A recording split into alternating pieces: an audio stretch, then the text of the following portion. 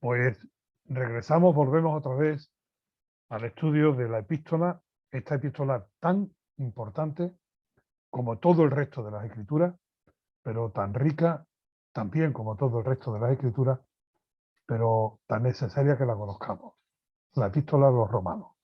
Estamos en el capítulo 12 y quisiera solamente recordaros que en el estudio anterior comentamos que íbamos a ver 5 puntos del capítulo 12 y capítulo 13 y hemos visto los 2 primeros.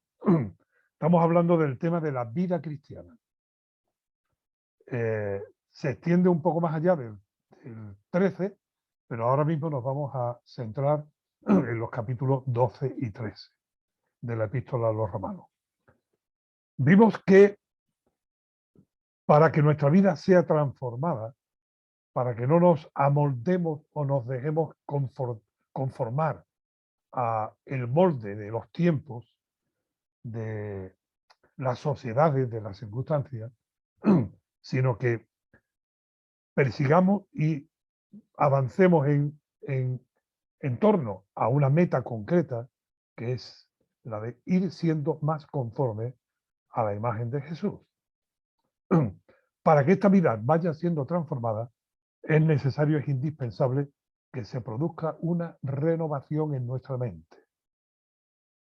Tenemos que ir renovando nuestra mente de cosas viejas, de fundamentos y principios de la vida anterior y irle dando lugar a la nueva mente que es conforme a la mente de Cristo.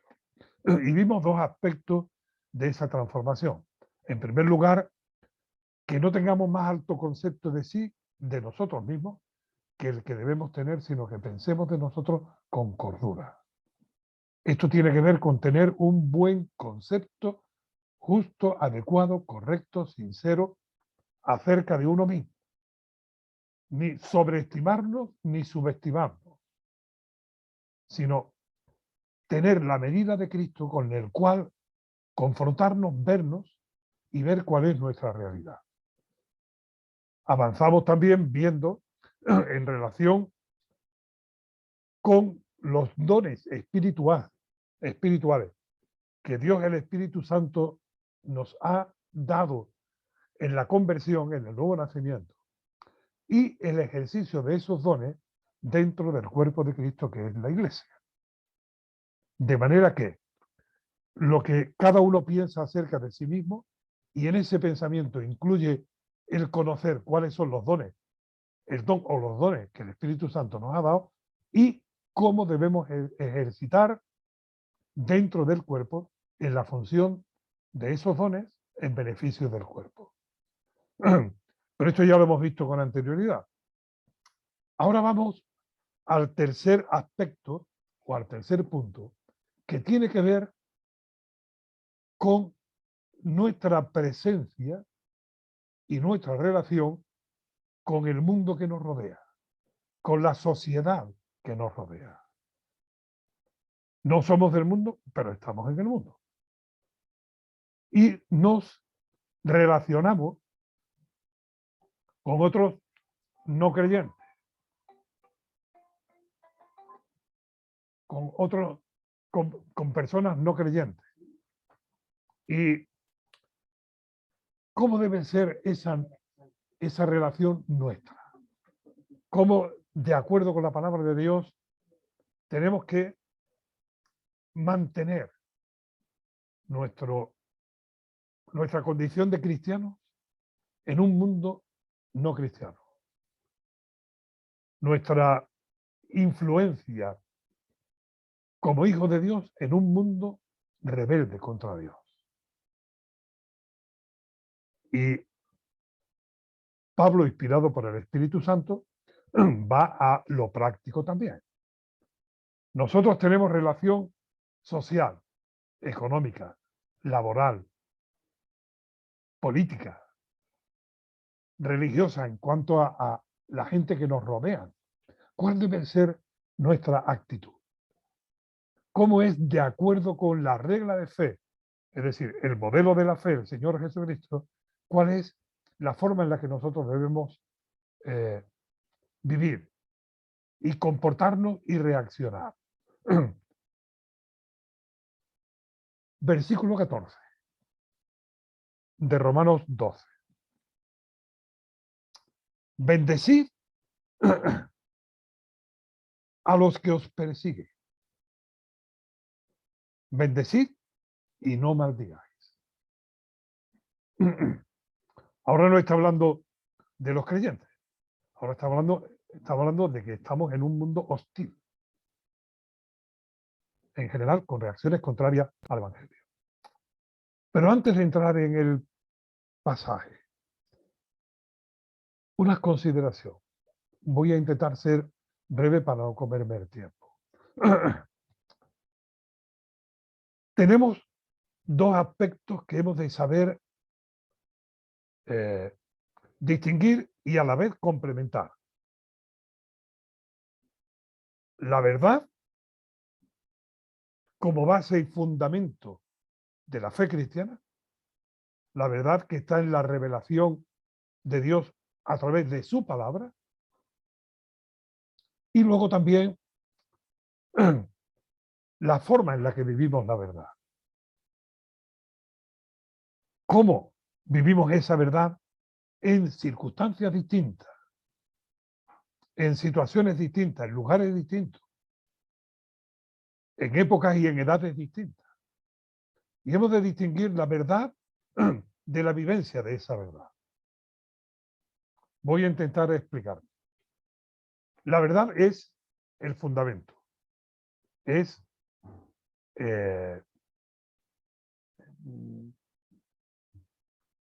no me viene la palabra ahora mismo, pero es sobre lo que está puesto el edificio, los cimientos. Los cimientos. Y esto es lo que contiene la revelación de Dios. Lo que contiene la palabra de Dios. Lo que llamamos el Evangelio.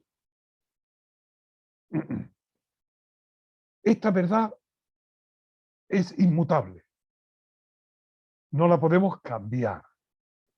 No podemos modificarla. No podemos adaptarla. Es inamovible. El fundamento está puesto y ese fundamento es firme. Es más, no es solamente la revelación escrita en la palabra de Dios, sino la revelación manifestada en carne de esa verdad en la persona del Señor Jesucristo.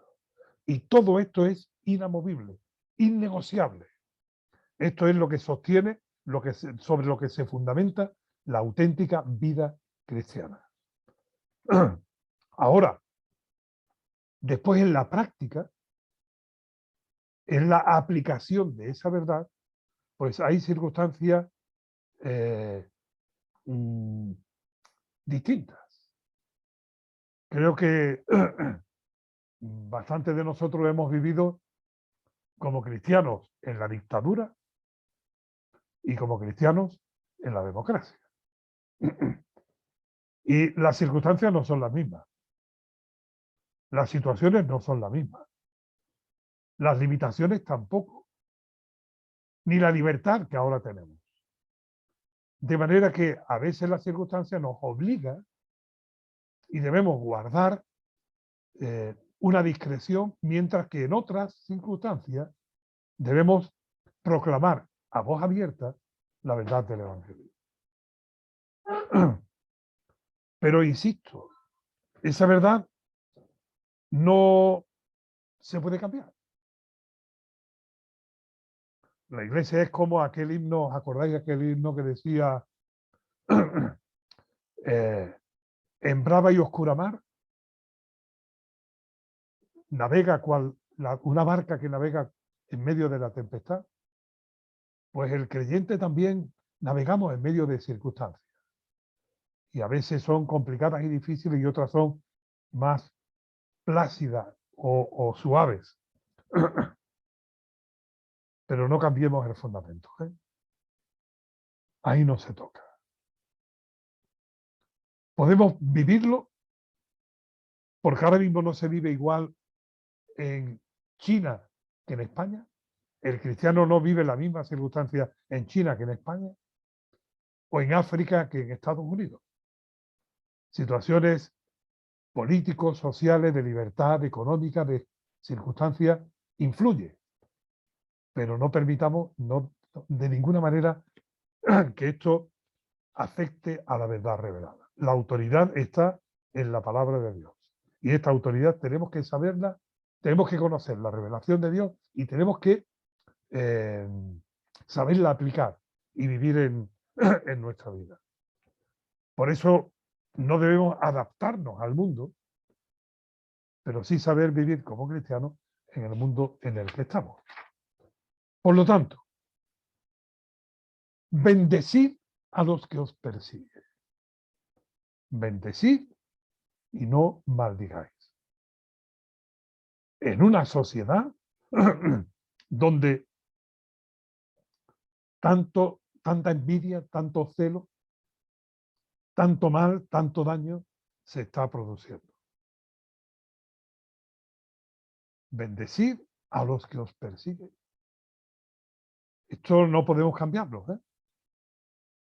Por cierto, entre Romanos 12, 13 y 14 yo he contado por lo menos 17 referencias directas a palabras del Señor Jesucristo en los Evangelios. Y estas están en el Sermón del Monte. De manera que Pablo no está tomando nada de sí mismo, sino que está tomando como referencia al Señor Jesucristo su vida, su testimonio y su enseñanza. Bendecid a los que os persiguen. Cuando al Señor Jesucristo lo insultaban, Él no respondía. Y cuando lo maldecían, Él oraba, bendiciéndolo. Y esto es importante que nosotros lo tengamos en cuenta en cualquier momento de nuestra vida y en estos tiempos también. Cristo es nuestro modelo. Y esto implica que no podemos responder, no debemos responder con mal al mal.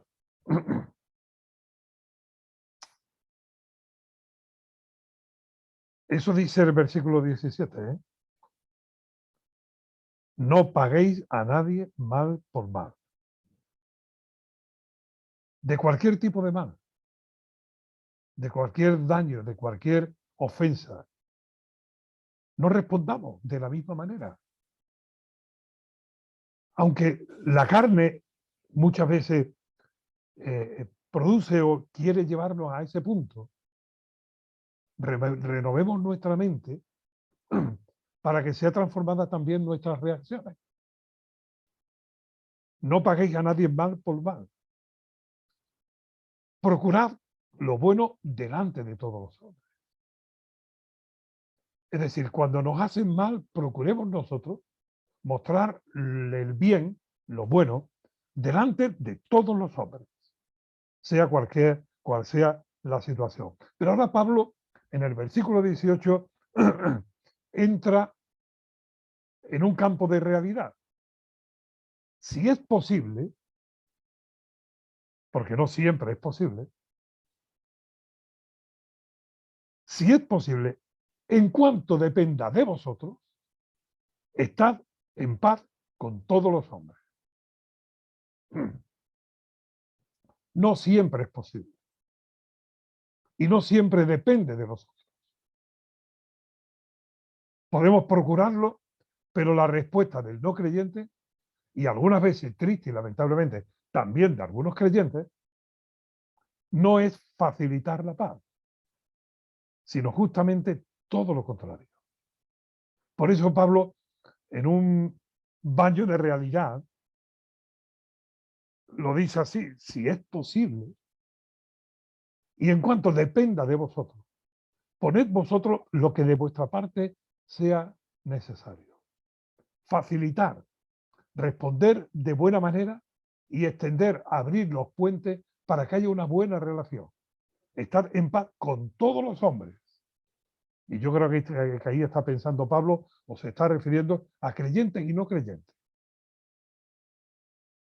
Pero insisto, no siempre es posible. No os venguéis vosotros mismos, amados míos,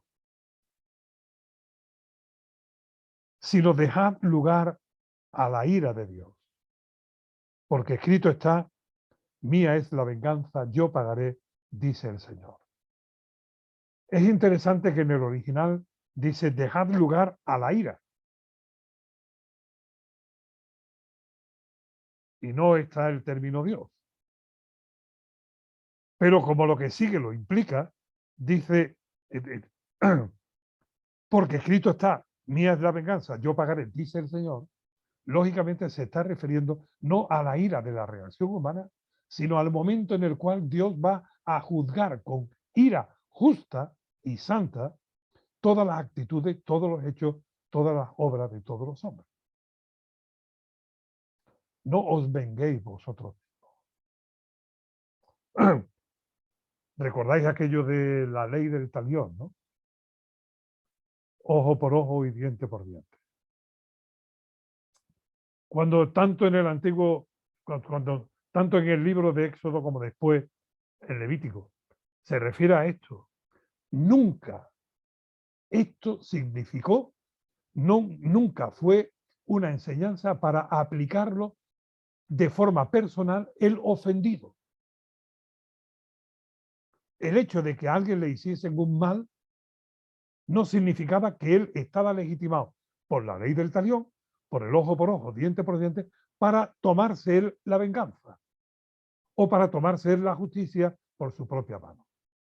La enseñanza allí era que los que juzgaban, los que estaban puestos en Israel para estudiar, considerar y ver la situación, eran los que tenían que aplicar.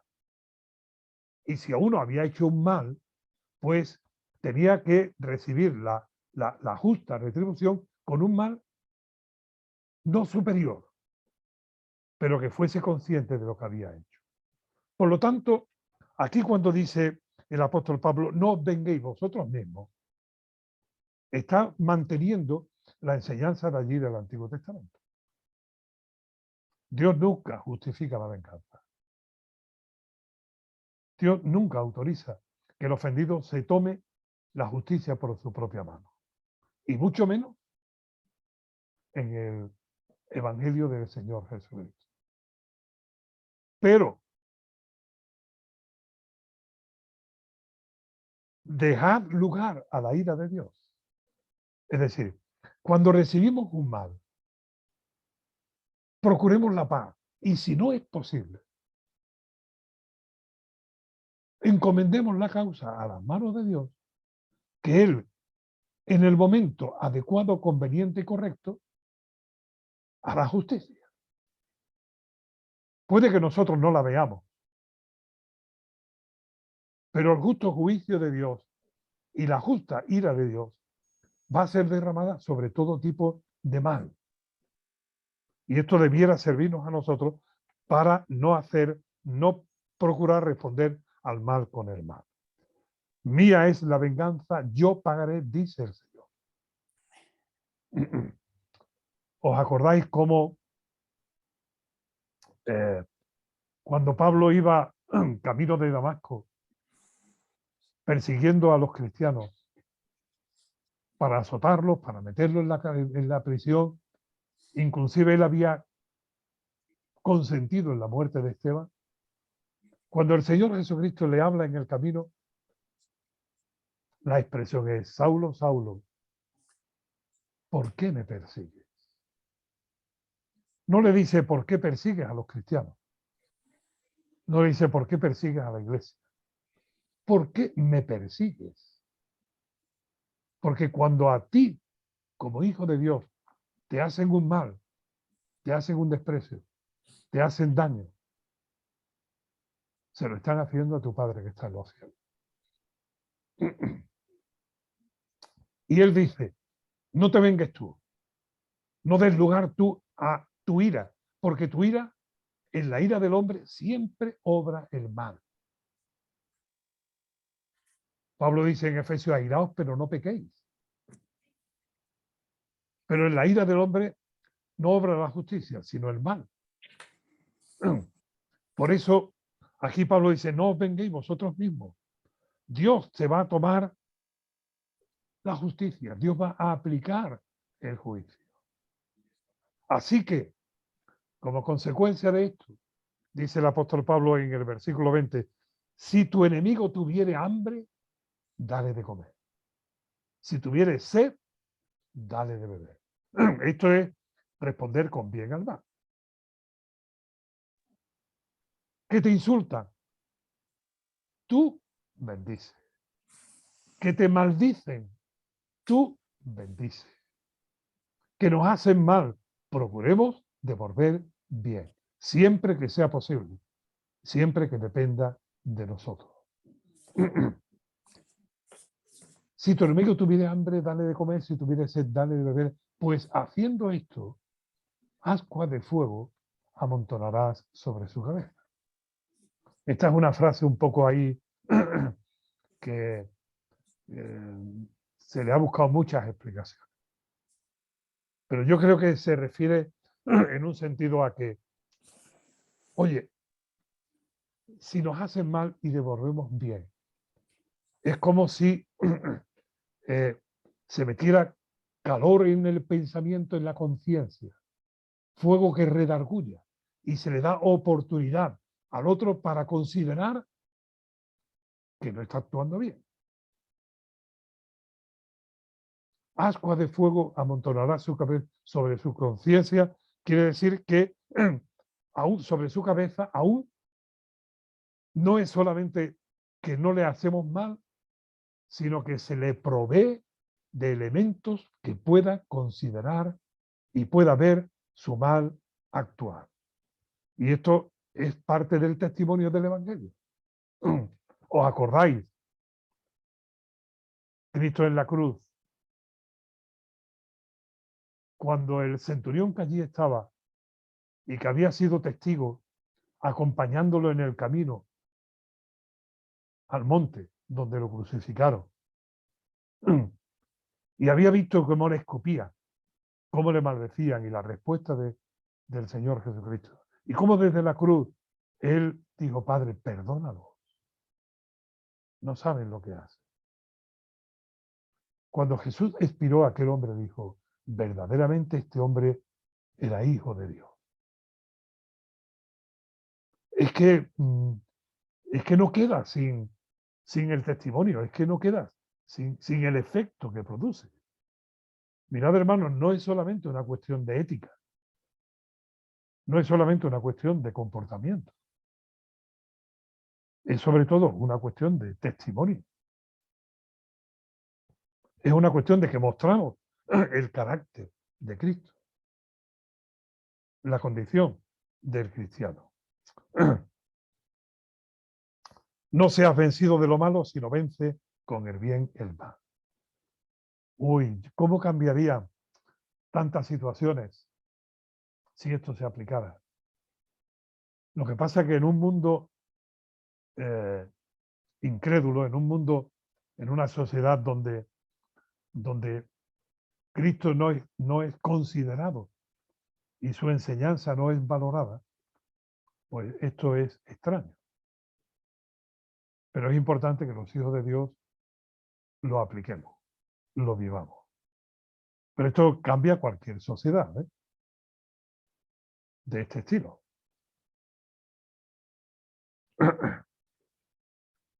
Quizás alguno haya pensado, Miguel Ángel, ¿te has pasado los versículos 15 y 16?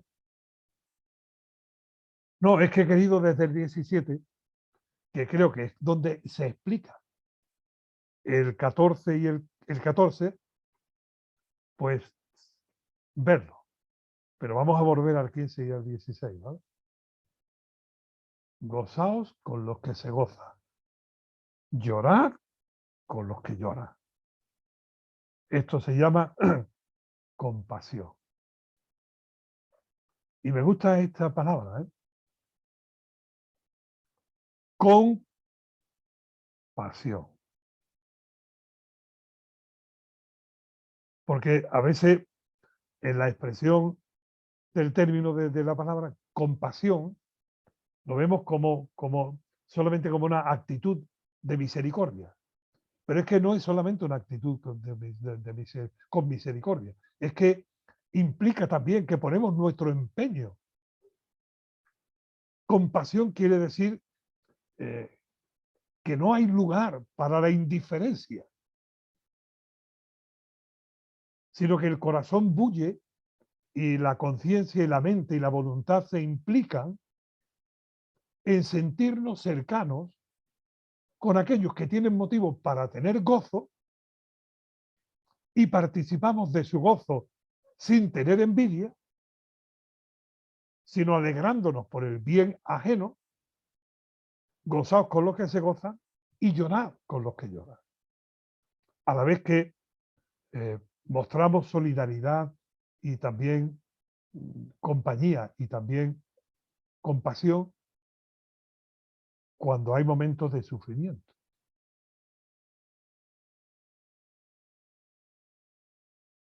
¿Qué os parece? ¿Qué es más fácil? ¿Gozarse con los que se gozan o llorar con los que lloran?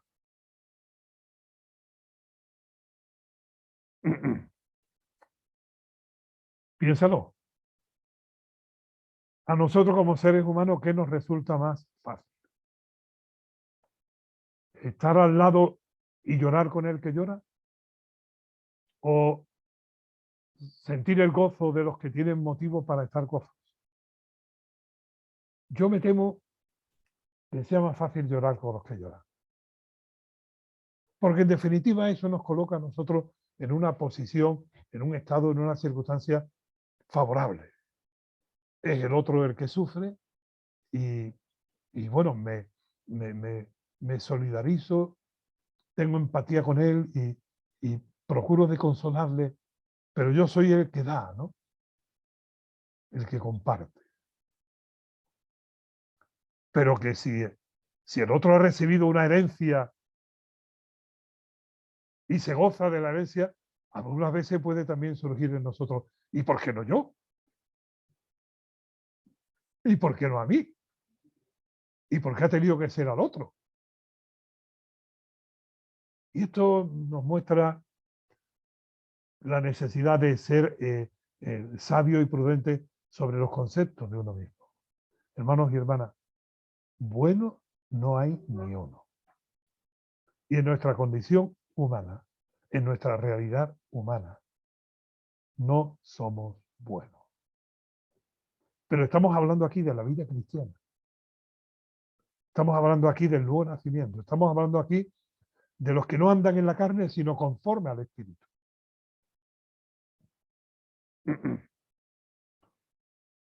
Unánime entre vosotros.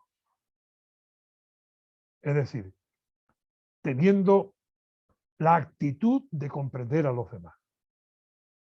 No quiere decir que participemos de los pensamientos de todos, ni coincidamos con los planteamientos de todos, pero que tengamos la capacidad de considerar sus argumentos, su situación, sus circunstancias, entendiendo y comprendiendo el ánimo en el que está. No altivos, no orgullosos, no soberbios, sino asociando con los humildes. Asociando con los humildes quiere decir poniéndolo del lado de los que muestran humildad. Cuando hay una discusión, eh, parece que el que más fuerte grita, el que chilla más fuerte es el que lleva más razón. Pero no siempre es así, la mayoría de las veces no es así. Y tenemos que comprender y ponernos al lado también de los humildes. Y no seáis sabios en vuestra propia opinión.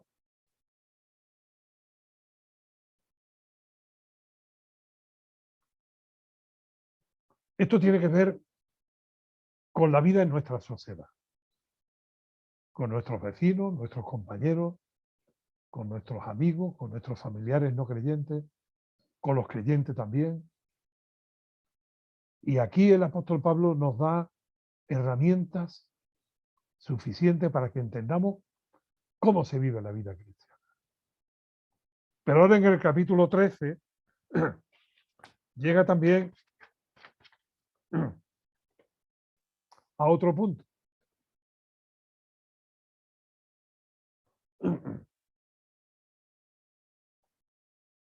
Nuestra relación con el Estado, digamos,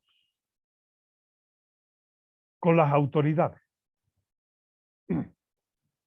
El Señor Jesucristo, cuando fue al templo, dijo, oye, id y echad y cogéis un pescado y tendrás dos monedas.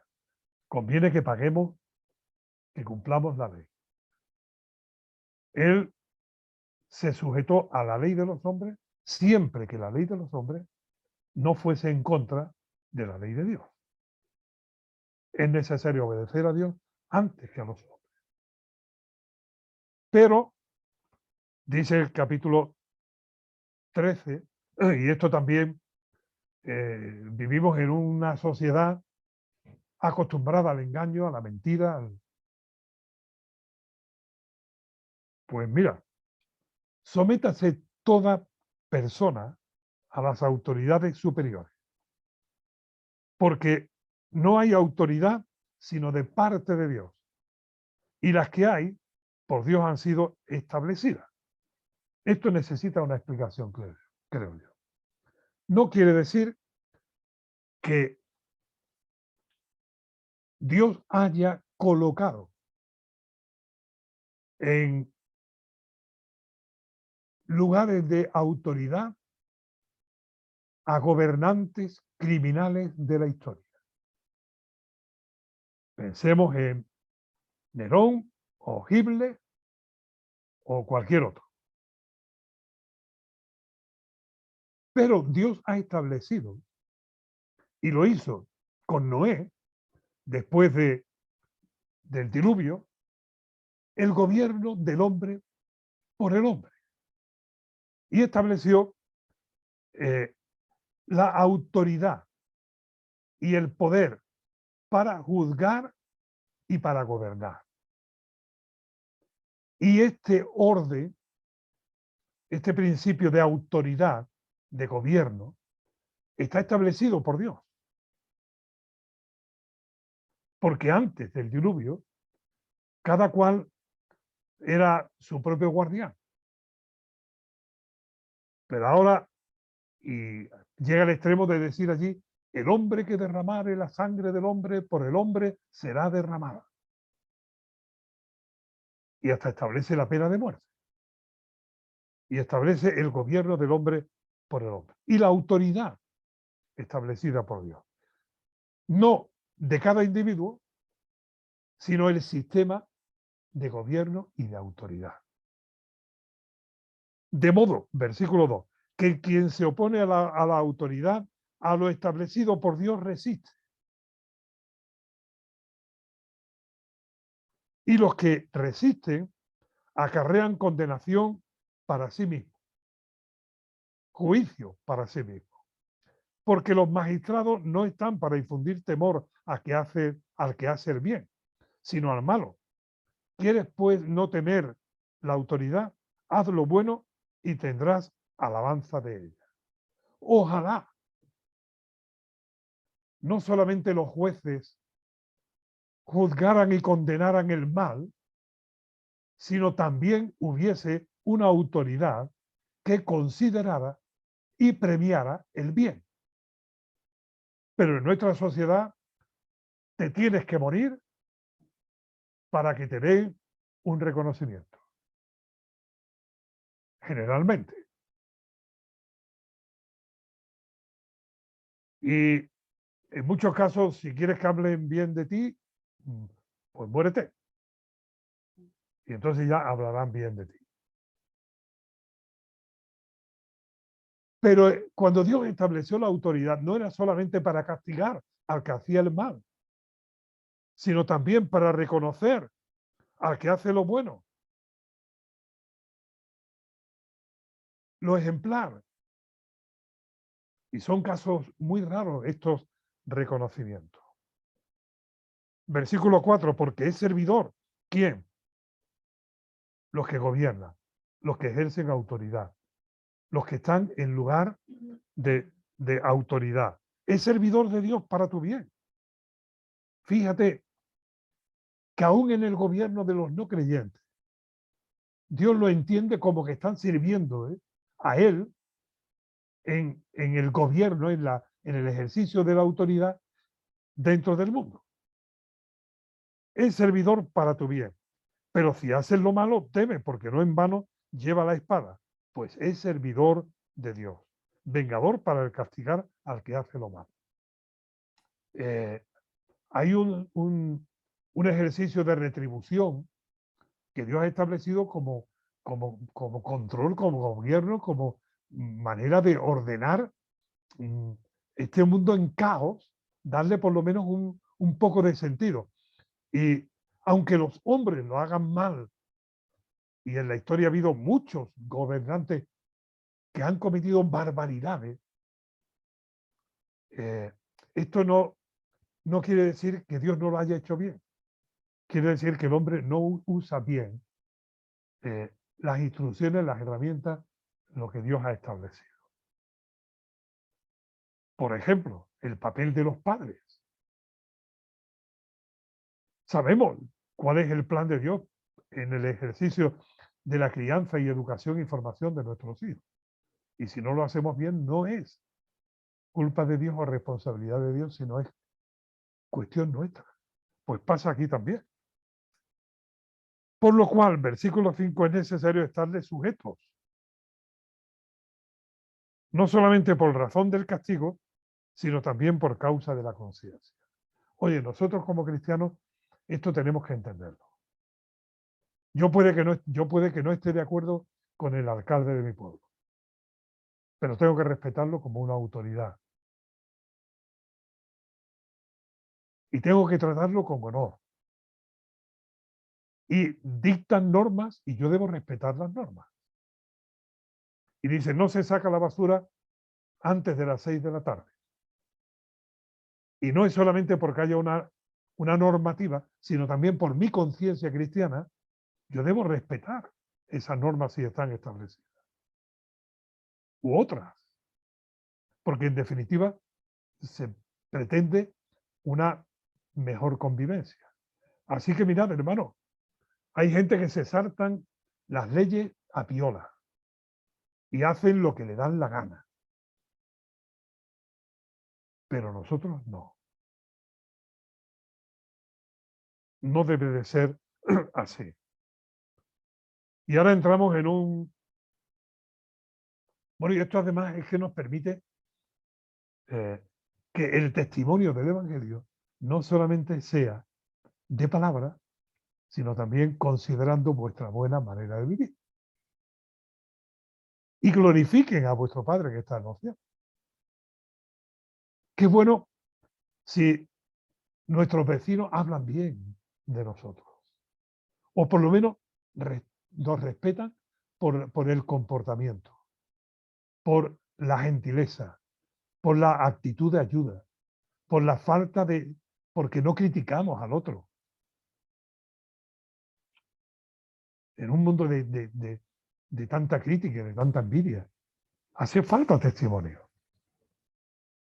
Y testimonio en las cosas sencillas, en las cosas cotidianas. Y Pablo aquí está hablando de nuestra relación con la normativa, con las leyes. Siempre que las leyes no vayan en contra de lo claramente dicho por Dios.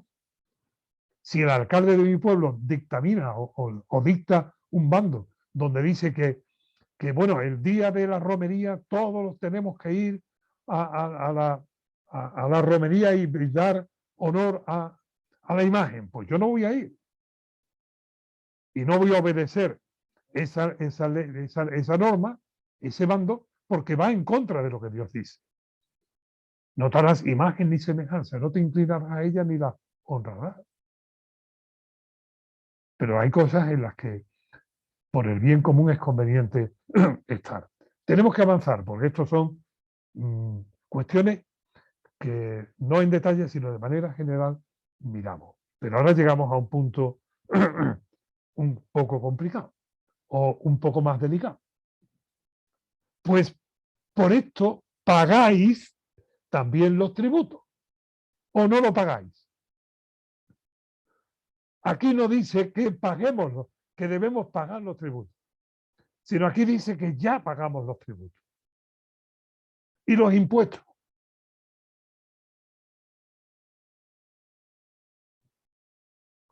De manera que como cristianos y por conciencia cristiana, no solamente por la normativa, aunque consideremos que el tributo no es justo, paguémoslo. ¿Por qué paga de IBI menos el que vive en la calle de al lado mía que yo? Pues bueno, han usado un criterio quizás de la anchura de la calle o de lo que sea, y te corresponde pagar más, pues págalo. Si me corresponde pagar más, pues lo pago. Porque es que la conciencia cristiana y la enseñanza de la palabra de Dios es así. Y el Señor Jesucristo nos dejó claro ejemplo. Oye, los hijos no pagan, pero él, siendo el dueño del templo, pagó porque era necesario, conveniente, que se cumpliera la ley, la normativa. Porque son servidores de Dios que atienden continuamente a esto mismo. Pagad a todos lo que debéis. Al del supermercado, al del pan, a todos lo que debéis. Dicho de otra manera, Pablo en otro lugar dice, no debáis nada a nadie, sino el amaros. Bueno, está aquí, versículo 8, no debáis a nadie nada, sino el amaros unos a otros. Ahí sí tenemos una deuda, la de mostrar el amor. Pero en lo relativo al dinero, no debamos a nadie nada. Pagad a todo lo que debéis, al que tributo, tributo, al que impuesto, impuesto, al que respeto, respeto, al que honra, honra. Pablo, pero ¿por qué no habla de las cosas celestiales? ¿Por qué no habla de las cuestiones teológicas y espirituales? No, no, es que esto es vida cristiana. Es que estamos aquí.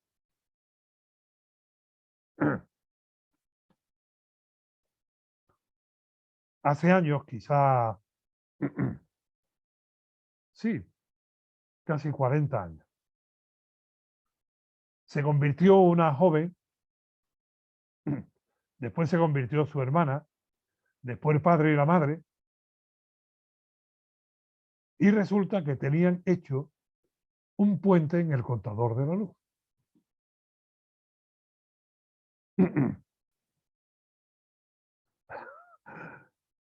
Y lo pillaron.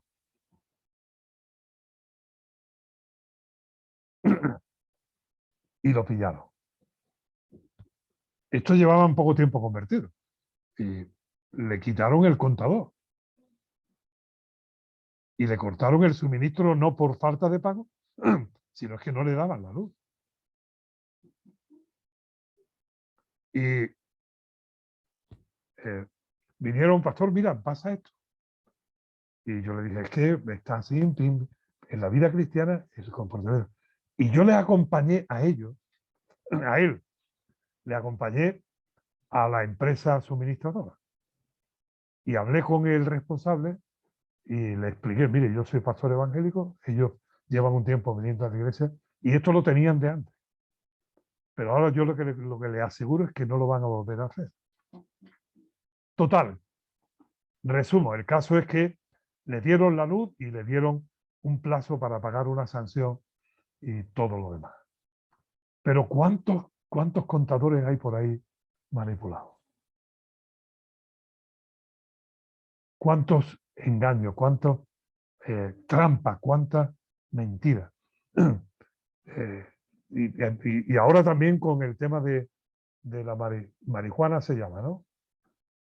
La marihuana, María Juana o la marihuana, que calientan y hermano, estamos en un mundo de engaño, de robo, de extorsión. Y yo sé que esto no parece muy espiritual, pero sí lo es, ¿eh? Sí lo es. Tener una vida ordenada, tener una vida correcta, de cumplir con, con las leyes, con las normas, con las reglas y con las deudas y no engañar. Hermano, hermana, esto es importante, no es poco, ¿eh?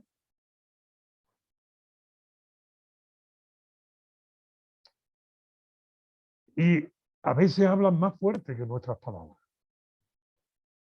Qué descrédito para el Evangelio es cuando a un cristiano le pillan en un engaño.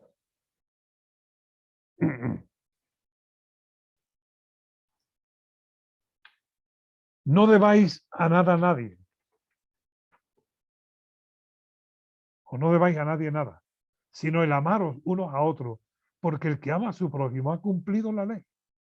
Porque no adulterará, no matará, no hurtará, no dirá falso testimonio, no codiciará y cualquier otro mandamiento, en esta sentencia se resume: amarás a tu prójimo como a ti mismo. El amor no hace mal al prójimo. Así que el cumplimiento de la ley es el amor. Aquí no estamos hablando de intereses, aquí no estamos hablando de cuestiones monetarias, aquí no estamos hablando de cuestiones de legalidad, aquí estamos hablando de la condición del ser cristiano. El amor de Dios ha sido derramado en nuestros corazones y con el amor con que Dios nos ama, nosotros tenemos que amar. No solamente amarnos a nosotros mismos y amar a nuestros hermanos en la fe, sino amar también a los que Dios ama. De tal manera amó Dios al mundo.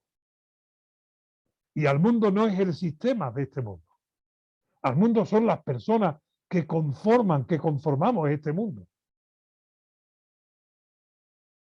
Y, hermanos y hermanas, si vivimos bajo el poder del amor de Dios, si la motivación de nuestros actos, si la motivación de nuestras actitudes es el amor, no costará tanto trabajo. No será un sacrificio tan doloroso, aunque será un sacrificio, ¿eh? Hermanos, os ruego por las misericordias de Dios que os presentéis a vosotros mismos como sacrificio vivo, santo, espiritual, que es vuestro culto racional, vuestro culto espiritual. No comparte lo que negocia y además estaba yo consultando precisamente, me dicen... Estamos escuchando a alguien que tiene el micrófono abierto, lo digo por si... Vale. Vuelvo otra vez. Sacrificio vivo. Si es que esto requiere la negación de uno mismo. Es que este mundo está así porque es un mundo que se mueve por el egoísmo. Es un mundo que se mueve por la avaricia. Es un mundo que está regido muchas veces por la envidia. Pero el reino de Dios es amor, paz, justicia, santidad. La fe, la esperanza y el amor. La fe es lo que Dios quiere, la esperanza es por la que lo vivimos, para lo que vivimos, y el amor es la naturaleza. Y llegamos al quinto punto. ¿Os acordáis? Lo que yo pienso decir de mí mismo, mi relación dentro del cuerpo con los dones que Dios me ha dado, mi papel dentro de la sociedad o mi presencia y mi influencia dentro de la sociedad, mi relación con el Estado, con los que gobiernan, con los que están en la autoridad. Estos son los 4 que hemos visto hasta aquí y ahora viene el quinto. Versículo 11. Y esto, conociendo el tiempo, que es ya hora de levantarnos del sueño, porque ahora está más cerca de nosotros nuestra salvación que cuando creímos. La noche está avanzada y se acerca el día. Desechemos pues las obras de las tinieblas y vistámonos las armas de la luz. Andemos como de día, honestamente, no en glotonerías o borracheras, no en lujuria o lascivia, no en contienda y envidia, sino vestidos del Señor Jesucristo y no proveáis para los deseos de la carne. Y esto conociendo que es ya hora de levantarnos del sueño, porque ahora está más cerca de nosotros nuestra salvación que cuando creímos. Y esto tiene que ver con la esperanza.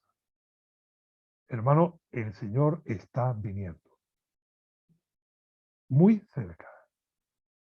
Y nosotros no estamos echando raíces en este mundo, ni estamos entretejiéndonos con esta sociedad.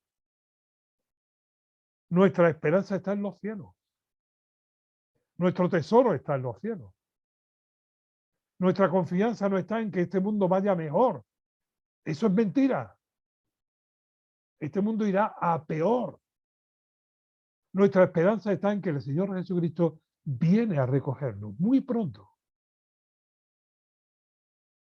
O que nos lleva con Él en cualquier momento. Por lo tanto, si vivimos, para Él morimos. Porque si morimos, para Él morimos. Así que sea que vivamos o sea que muramos, somos del Señor. Y esto se lo está diciendo a gente que están bajo el Imperio Romano, bajo el poder del César, en una ciudad corrompida, en una ciudad lujuriosa, con un sistema corrompido, con gobernadores corruptos e injustos, y le está diciendo, oye, vosotros brillad como luminares en medio de la noche. Que vuestra luz alumbre delante de los hombres.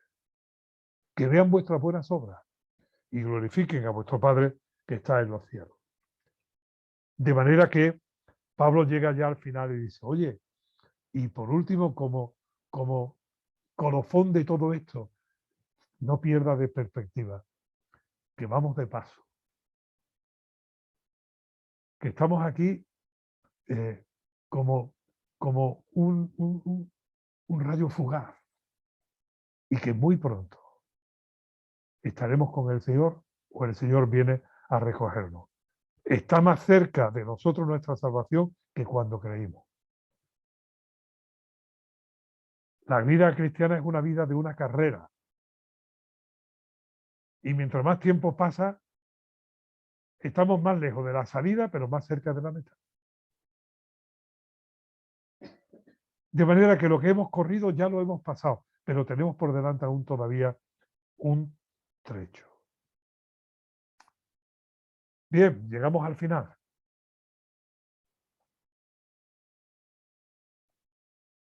El Señor Jesucristo dice en Mateo capítulo 11, aprended de mí, que soy manso y humilde de corazón, y hallaréis descanso para vuestras almas.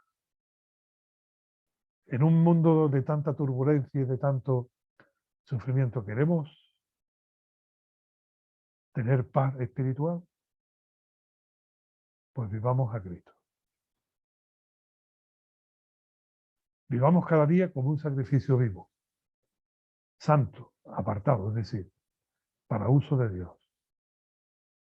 Ese es nuestro culto espiritual. Es lo que nos corresponde. Ahora después, ya en el capítulo 14 va a hablar de ciertos temas que son conflictivos dentro de la comunidad cristiana, dentro de la relación cristiana. Recibir al débil de la fe, en la fe, pero no para contender sobre opinión. Os propongo un reto. ¿Quién es el débil en la fe?